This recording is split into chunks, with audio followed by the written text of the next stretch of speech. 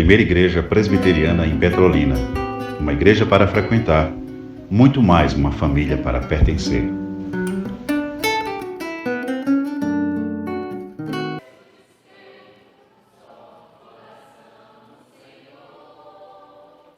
E por mais que as trevas militem e nos tentem separar, com os nossos olhos unidos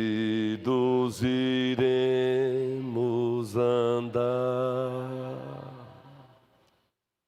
Tem que ser assim. A partir do slide 100, querido Juan e Arthur. Então pode pular no 99 e aí eu passo. Eu passarei. Beleza? Isso. Prossigamos com a nossa série. E a nossa série é esta: a fé dos eleitos. 2 pontinhos.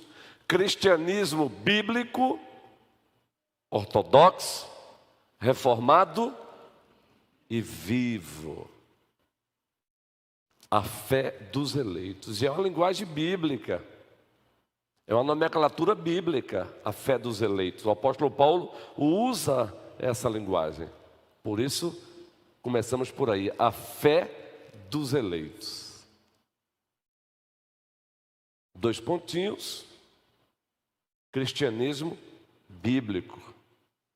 Pautado nas Escrituras. De Gênesis a Apocalipse. Apelidado e identificado também como fé ortodoxa, que significa doutrina correta. A doutrina dos apóstolos. Apelidamos também de reformada por conta dos nossos pais reformadores, puritanos. A exemplo de João Calvino, John Knox e tantos outros servos do Senhor. E viva, porque a fé é viva. Beleza? E aí nós já chegamos e passaremos um bom tempo nesse subtópico aí. Doutrinas centrais do cristianismo bíblico. Doutrinas centrais do cristianismo bíblico ortodoxo, reformado e vivo. E de fato existem as doutrinas centrais do cristianismo bíblico ortodoxo, reformado e vivo. Doutrinas essas que todas as igrejas verdadeiras, se verdadeiras são, elas subscrevem. Elas fazem parte dos seus documentos confessionais. Elas fazem parte dos seus credos. E aí já chegamos nessa doutrina aí. Deus, o triuno Deus existe. Conheça-o. Então nós já chegamos na pessoa de Deus e seus atributos, ou melhor, o ser de Deus e seus atributos. O ser de Deus e seus atributos. Ok? E quando o assunto é o ser de Deus e seus atributos, vamos ler esse texto aí, que se encontra na palavra de Deus, Êxodo, capítulo 3, versículo 13.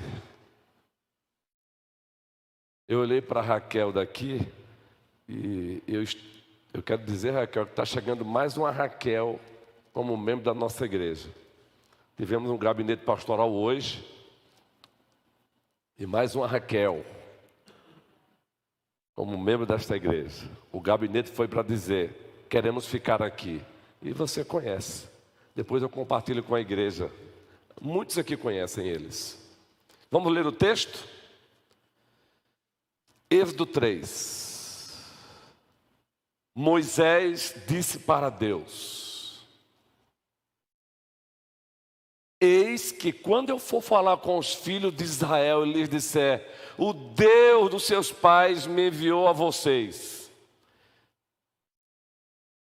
Eu postei o texto lá no slide. Eu gostaria de ler no slide mesmo, Arthur. Obrigadão, viu? Parabéns, porque eu fiz um destaque lá.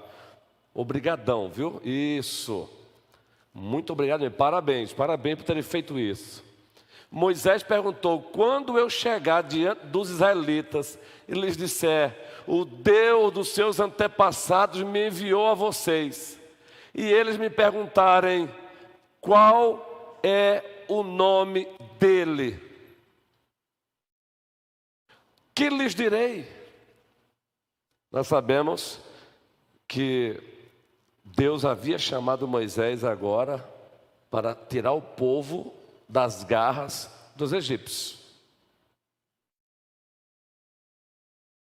O soberano Deus vai ao encontro de Moisés, que se encontrava lá cuidando do rebanho do seu sogro Jetro, e o Senhor vai ao encontro dele e o convoca para tirar o povo do Egito. É depois dessa convocação, é no processo da convocação, é nesse diálogo que Moisés pergunta: tudo bem, quando eu chegar diante dos israelitas e disser, o Deus dos seus antepassados me enviou a vocês, e eles me perguntarem qual é o nome dele, que lhes direi? Aí o Senhor responde. Vamos ler juntos? Disse Deus a Moisés: eu sou o que sou. Já ouviram falar no tetagrama? Que são os 4 caracteres em hebraico para esse nome aí do Senhor, para o nome dele. Eu sou o que sou. Tetagrama porque são 4 letrinhas, 4 caracteres em hebraico. Por isso tetagrama. E quando vão traduzir para o português, é Senhor todo maiúsculo. Ou uma transliteração, Yahvé. Ou Jeová. Eu sou o que sou, Moisés. É isto que você dirá aos israelitas. Mais uma vez. Eu sou, me enviou a vocês.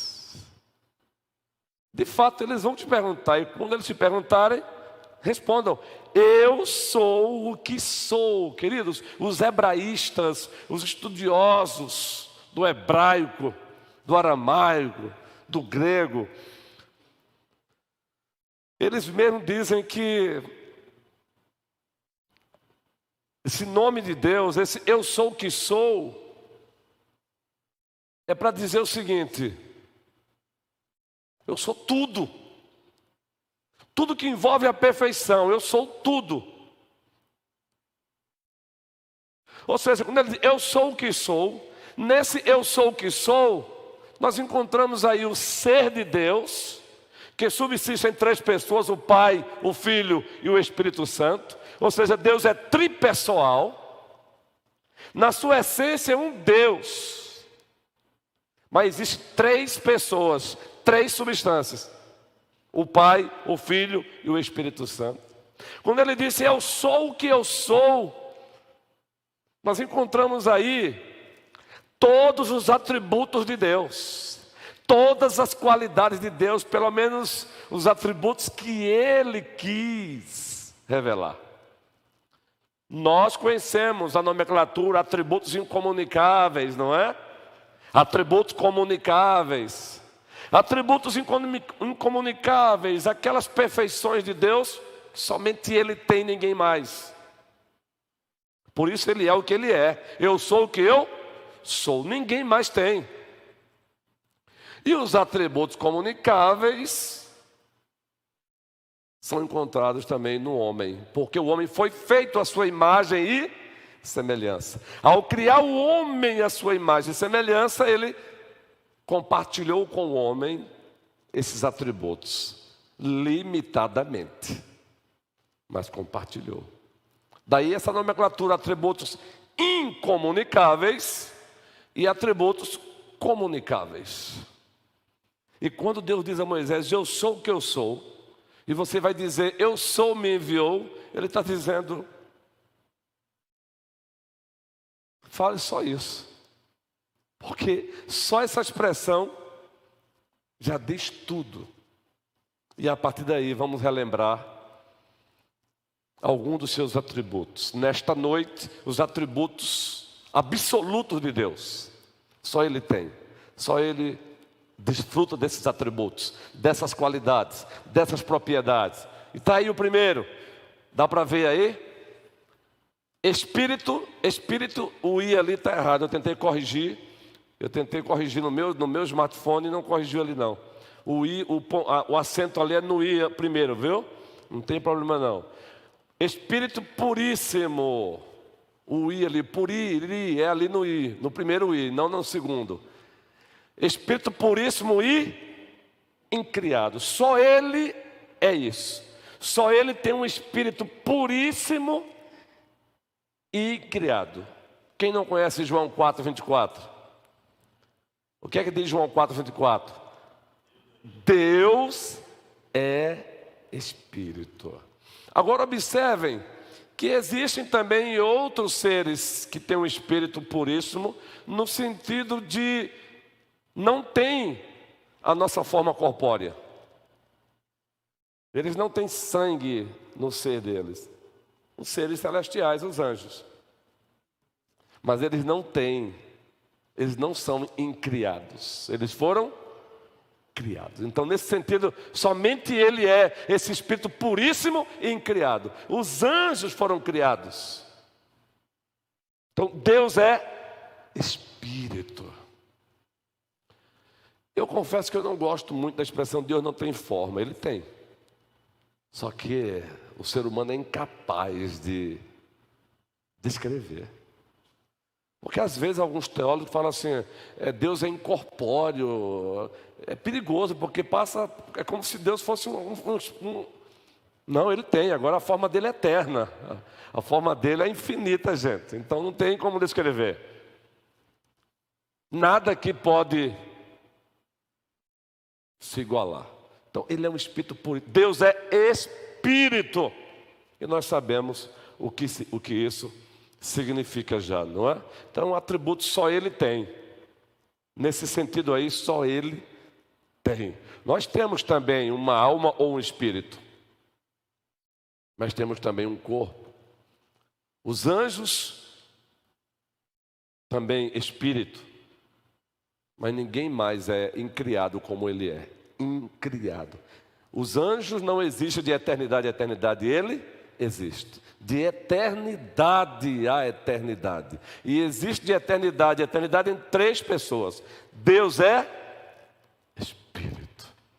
É baseado nisso aí que Ele estabelece o primeiro mandamento. Primeiro Ele dá o prefácio. Êxodo 20. Eu sou o Senhor, teu Deus, que te tirei da terra do Egito. Entendeu, Pama? Olha o que Ele diz para o povo. Eu sou o Senhor, teu Deus, que te tirei da terra do Egito, da escravidão.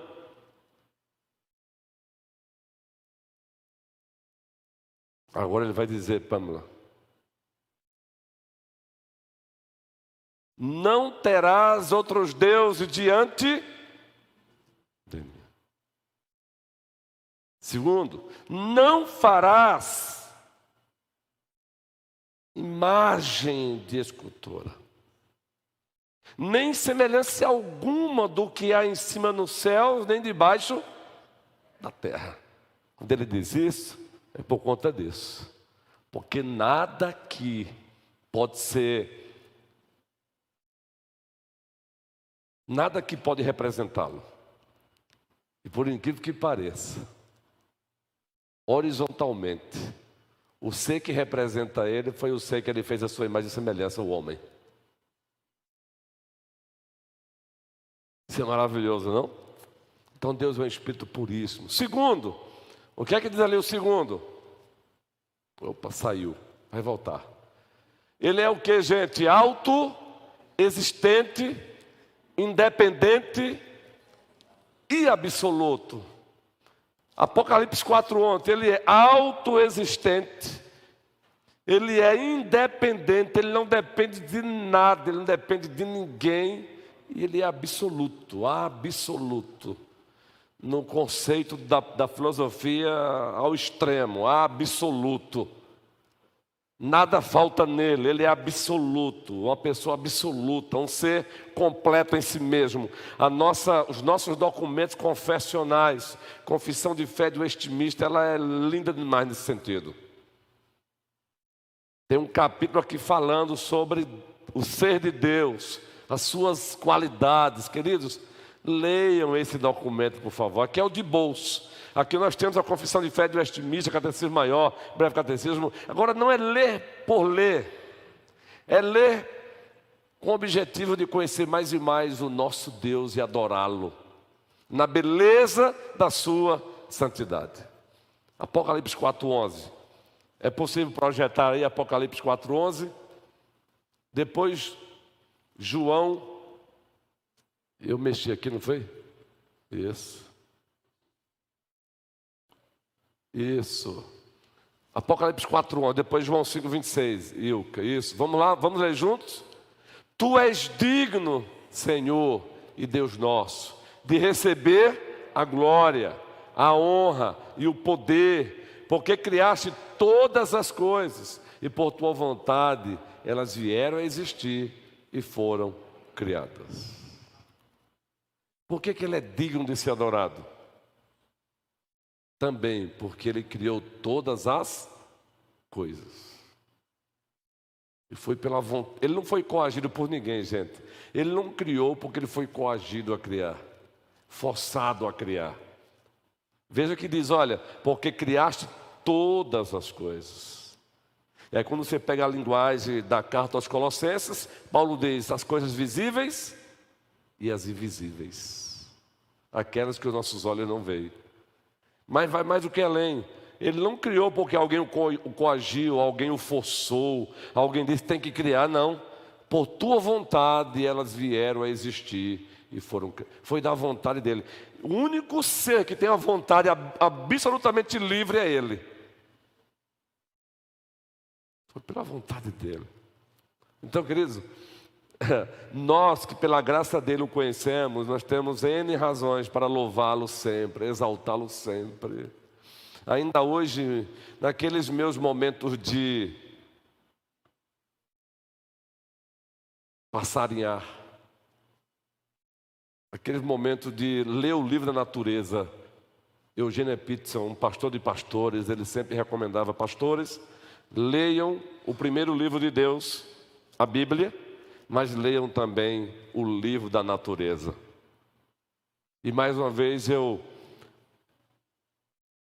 contemplei 2 gatinhos que não é nosso, mas apareceu por lá e disseram daqui eu não saio.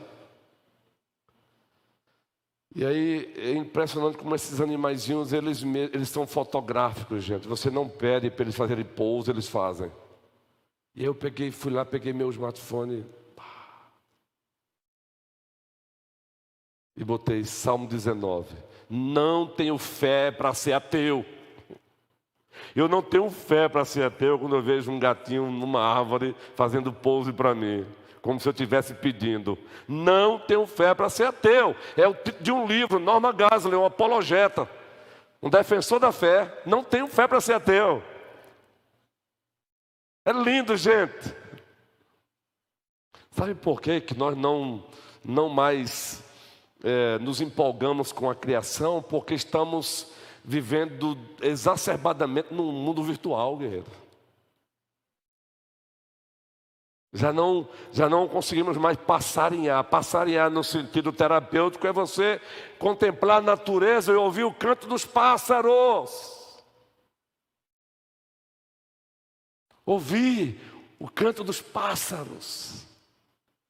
Uma coisa linda que eu gosto quando eu vou ao mar, tomar um banho de mar, é ouvir o barulho das ondas, meu irmão. E quando está amanhecendo, você consegue ouvir ela naquela braveza, né? É uma coisa linda.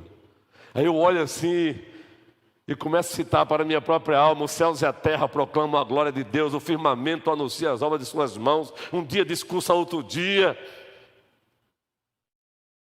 Aí dá vontade de sair correndo ali na praia, dizendo: Deus existe! Deus existe! Deus existe! O mar. Aí quando você lê Jó, a partir do capítulo 38, Jó, preste bem atenção, um modelo para nós de paciência. Mas não pense que Jó foi totalmente perfeito ao ponto de... Chegou um momento que ele começou a resmungar da sua própria existência. Ele não murmurou não, mas ele chegou a... Nós chamamos ainda que quase que ele pisa o pé no campo da murmuração, mas ele não pisou, mas quase. Aí Jó 38, leia Jó. Se você não quiser ler Jó todo, faça um teste, leia a partir do 38. Depois você volta para o primeiro capítulo. Vai encontrar o próprio Deus dizendo: cinja o teu lombo, fique de pé agora, cinja o teu lombo, te prepara, porque agora eu vou perguntar. Eu vou te fazer algumas perguntas e você vai ter que me responder. Queridos, que coisa linda. Uma das perguntas: onde você estava quando eu coloquei os fundamentos da terra? Ai, querido, eu me empolgo com isso. Quando me perguntam por que o senhor é muito empolgado, porque eu sou empolgado com Ele. O meu Deus me empolga. O meu Deus me empolga. Eu não consigo, é claro que cada um, em virtude das suas personalidades, cada um manifesta a sua empolgação de acordo com as suas personalidades. Como eu tenho essa personalidade bem extrovertida, bem, não é? Eu externalizo mesmo, então eu me empolgo. Eu me empolgo com o meu Deus, presbítero Moisés. Como não se empolgar com Ele? Onde você estava, Jó, quando eu coloquei os fundamentos da terra? Gente... André, querido, é para se empolgar. É para se empolgar. Mas no mesmo diálogo, lá na frente, ele vai perguntar: Jó, quem foi que disse ao mar: só até aqui, daqui você não passa? Hoje eu vou acertar, viu, Diácono Luciano? Querido Lúcio. Me corre direito e disse: não, eu não chamei ele de Lu, é de Lúcio. Quem foi que disse? Quem foi que disse ao mar? Deus pergunta a Jó: quem foi que disse ao mar: até aqui, daqui você não passa? Ele, queridos. E quando Deus quis que o mar ultrapassasse, meu irmão, está lá no dilúvio, Gênesis 3. Vocês sabem que existe águas em cima e águas embaixo, gente. Isso é extraordinário. O dilúvio foi água descendo de cima e água jorrando de baixo. Mas diz o texto também, está lá em Gênesis 8. A linguagem, ela é uma linguagem, preste bem atenção, é uma linguagem antropopática, antropomórfica. O que é uma linguagem antropopática? Sentimentos humanos que Deus, atribuído a Deus, para que o homem entenda Deus. Então, por exemplo, a Bíblia diz que Deus se arrependeu. O arrependimento de Deus não tem nada a ver com o nosso arrependimento. O nosso arrependimento é baseado na nossa limitação, na nossa finitude. Se eu soubesse que seria assim, eu não teria feito, não é? Não. Deus se indignou. É a tristeza profunda de Deus quando o pecado do homem, mas Ele sabia como ia pecar. É a santidade dEle se entristecendo diante do pecado. Mas não tem nada a ver com esse arrependimento do homem. Linguagem antropomórfica, como uma galinha que protege os seus pintainhos, eu também os protejo.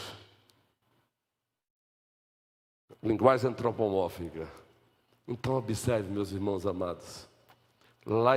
Nós temos uma linguagem antropopática e antropomórfica em Gênesis. Lembrou-se Deus de Noé, lembram? Se Deus se esquece, não, é linguagem humana atribuída a Deus, para que o humano entenda o divino. Querido, se Deus resolvesse falar com o finito, na linguagem dele do infinito, ninguém entenderia. Aliás, quem criou a linguagem? Deus, queridos. Deus. Quem trouxe à existência a língua hebraica? Deus. Quem trouxe à existência a língua da família semítica? Deus, e por aí vai. Lembrou-se Deus de Noé. Quanto tempo Noé ficou dentro da arca?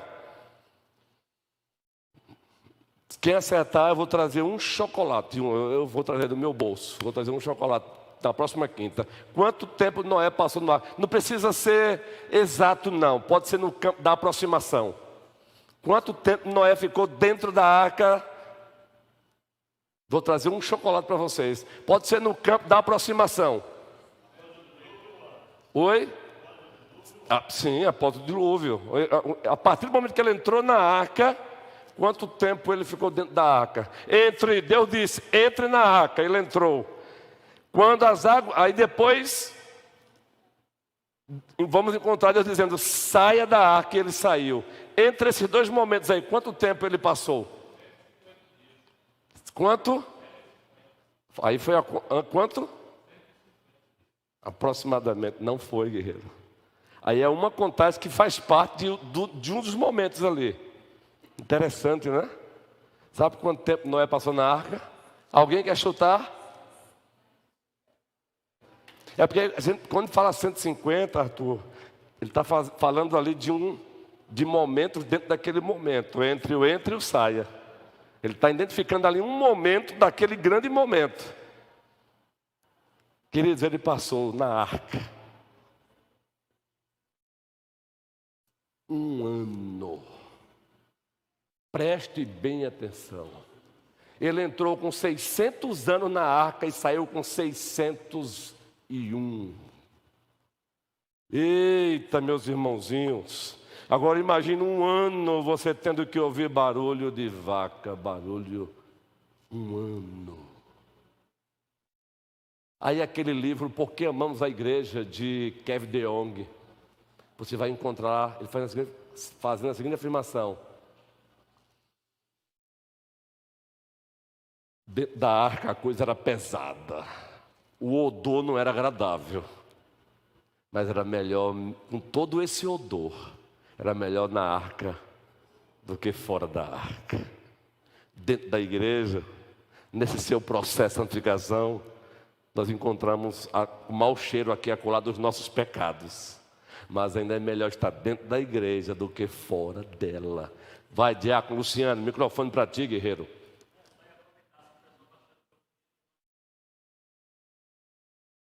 Justamente, guerreiro, boa.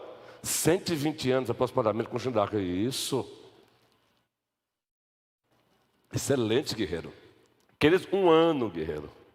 Agora vê, se ele teve que ter fé para entrar, ele também teve que exercer a fé para dizer assim, eu não vou sair daqui não. Mas diz o texto lá, soprou Deus, resultado, e as águas baixaram. Ele domina tudo, queridos. Ele domina tudo. Quando você estiver passando por um problemão, lembre-se, Noé passou 1 ano dentro da arca. 1 ano, mais de 1 ano. Mas lembre-se, Deus jamais se esquecerá de você. Deus jamais se esquecerá de mim. Aquele 1 ano ali foi processo. É processo de Deus para o nosso bem. Aquele ano também ali foi discipulado para Moisés. Ou melhor, para Noé. Foi discipulado para Noé. Deus o discipulou ali dentro. Lembrou-se Deus de Noé. Deus seja louvado. Deus seja louvado. Esse é o nosso Deus. Ele é autoexistente. Ele é independente. E Ele é o que mais? Absoluto. João 5,26, presbítero Adualdo. João 5,26, põe ali.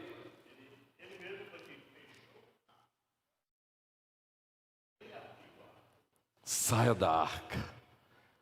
Vamos começar agora dentro da série Gênesis de 1 a 11. A história que explica todas as histórias. A partir do domingo, outro subtema. O mal. Gênesis 9 a 11 agora. Do capítulo 9, 10 e 11. O mal não dá trégua. Mas, vírgula, ainda bem, vírgula, o nosso Deus não dorme. E a gente vai ver isso em Gênesis 9, 10 e 11. E assim encerraremos a série. Aí vamos partir para outro livro do Novo Testamento. Depois a gente volta para Gênesis 12 até os 50. Não sei quantos. O mal não dá trégua. E não dá não. Leia Gênesis 9, leia Gênesis 10 e leia Gênesis 11. Você vai perceber que o mal não dá trégua. Mas ainda bem, o nosso Deus não dorme, Ele não tosqueneja. O guarda de Israel não... Aqui é quando eu me encontro fazendo isso, você também, né? Aí alguém diz, está com sono? Não é assim, Nanda? Ele não. Eu pensei em colocar Isaías, ele não se cansa nem se fadiga. Mas eu aprendi também na homilética que você precisa ser criativo. A criatividade é dádiva de Deus. Você não pode estender muito, então aqui está bom. Porque já diz tudo. O nosso Deus não dorme, já diz tudo. Por que Ele não dorme? Ele não se cansa, Ele não se fadiga. Então aguarde, porque esse subtema aí vai ser parte 1, parte 2 e parte 3. Vamos ler esse texto aí, João 5,26. Todos juntos, ato de adoração, vibração, empolgação com o nosso Deus.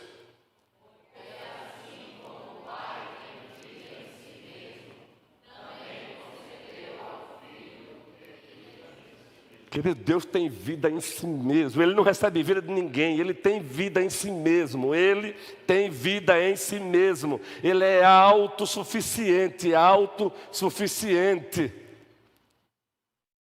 Isso é maravilhoso, queridos. É por isso, gracinha, que lá em Salmo 2, o Salmo 2 diz que Deus ri daqueles que ainda ousam tramar contra o projeto dele. Daqueles que ousam ainda elaborar projeto para lutar contra ele. Por que que ele ri? A risada ali é de segurança absoluta. Sabe por que que a gente deixa de rir diante do problema quando estamos ameaçados? Porque somos limitados. Não temos domínio da situação. Muita gente fica com medo. Ele não, querido. Os homens lá querendo derrubá-lo do trono e ele... E só aquela risada.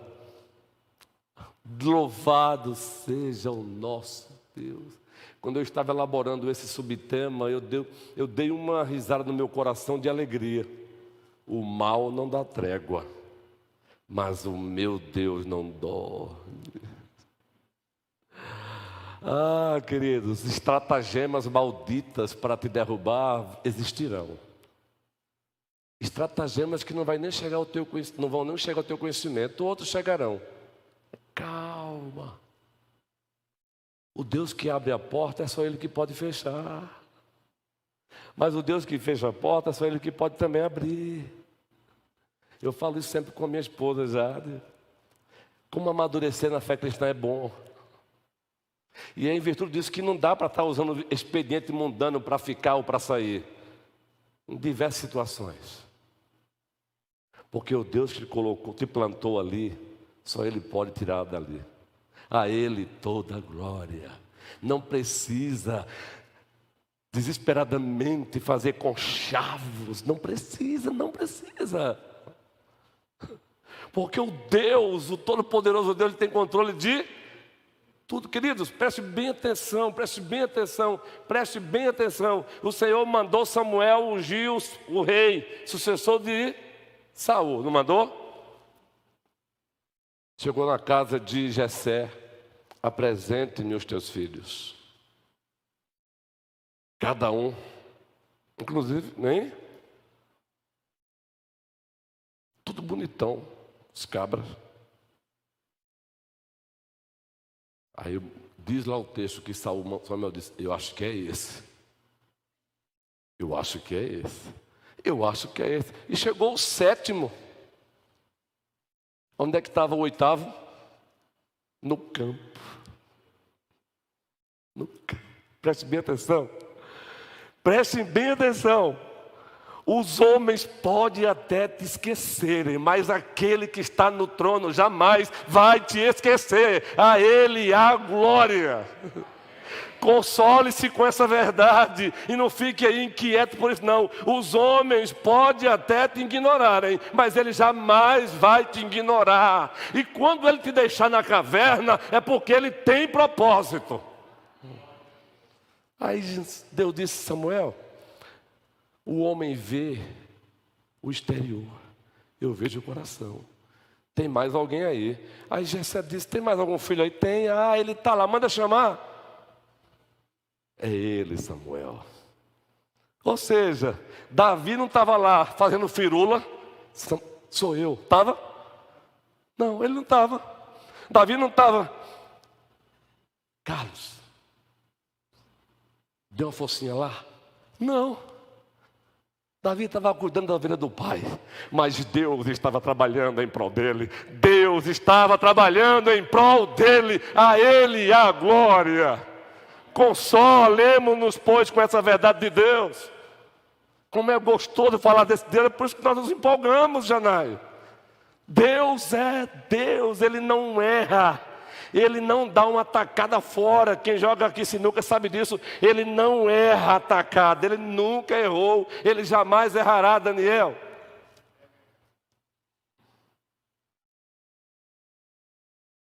Que hora é essa aí? Eu quero deixar o gostinho, não quero mais. 21h03.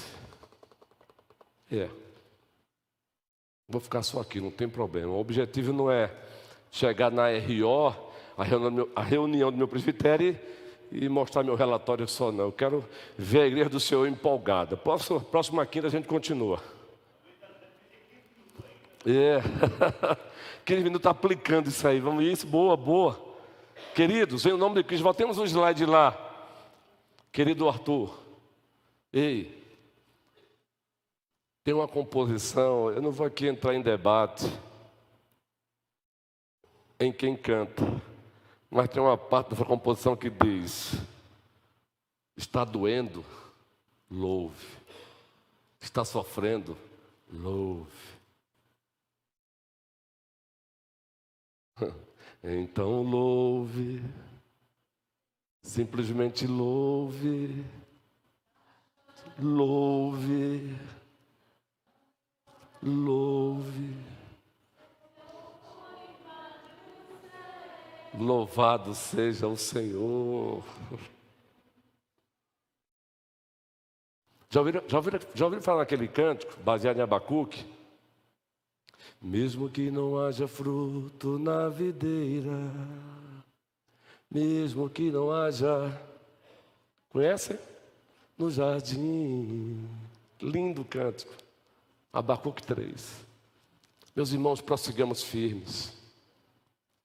Essa série aí não é para a gente sair daqui dizendo como a fé reformada é maravilhosa. Porque tem muita gente que vai parar no inferno, mesmo tendo passado a vida toda dizendo como a fé reformada é maravilhosa.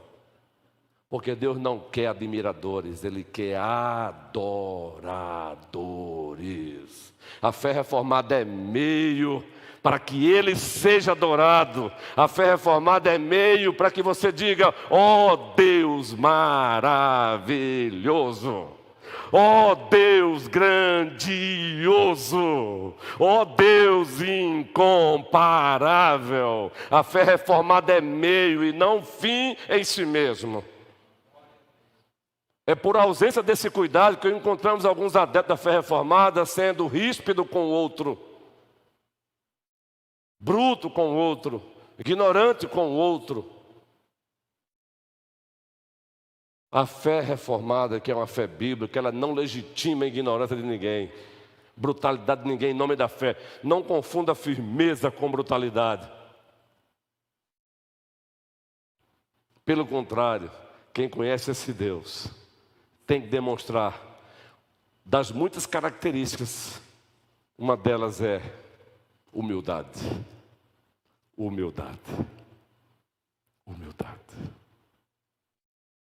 No ano da morte do rei Uzias, eu vi o Senhor assentado sobre um alto e sublime trono. As abas de suas vestes enchiam o templo, e os serafins voavam. Cada um tinha 6 asas. Com duas cobriam os seus, com duas voavam. E cantavam: Santo, Santo, Santo é o Senhor dos exércitos, e toda a terra está cheia da sua glória.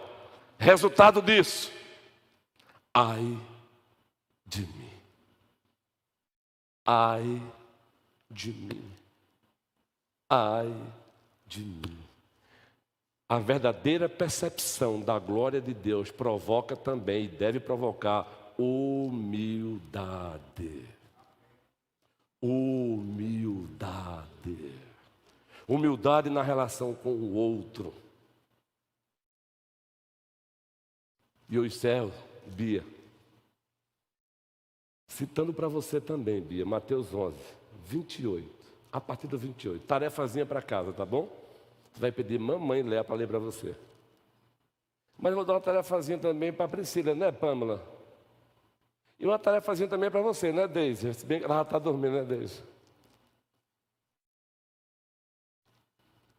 Vinde a mim, todos vós que estáis cansados e sobrecarregados.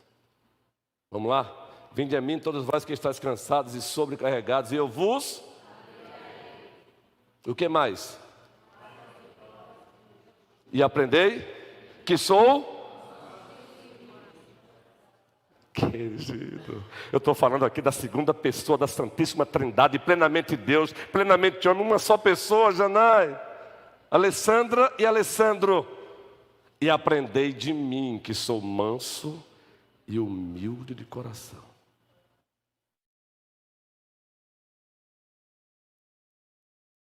Aí você lê Efésios 5, logo no primeiro versículo, versículo 1 e 2. O 2, sejam imitadores de Deus como filhos amados.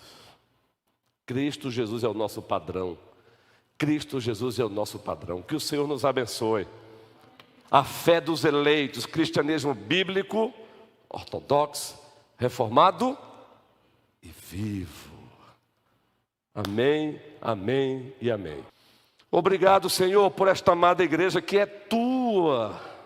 E porque ela é tua, aqui estamos. Do contrário, não estaremos. E porque ela é tua, tranquilidade para compreendermos que continuaremos, porque ela é tua. Consolo quando as intempéries aparecerem, porque ela é tua.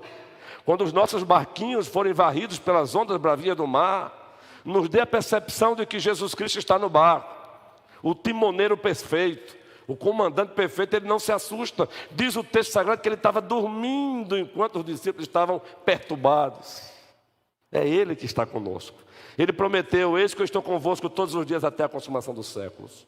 Ó Senhor, abençoa o trabalho da nossa UPA sábado, que vai acontecer aqui no templo, e abençoa também a celebração do aniversário daquele querido campo missionário Dom José Rodrigues, que também vai acontecer no sábado. Abençoa o teu povo, nos dê uma boa noite. Obrigado pelos irmãos amados na fé que nos visitam nesta noite. Nos dê uma boa noite, é no nome de Jesus Cristo que oramos. Amém.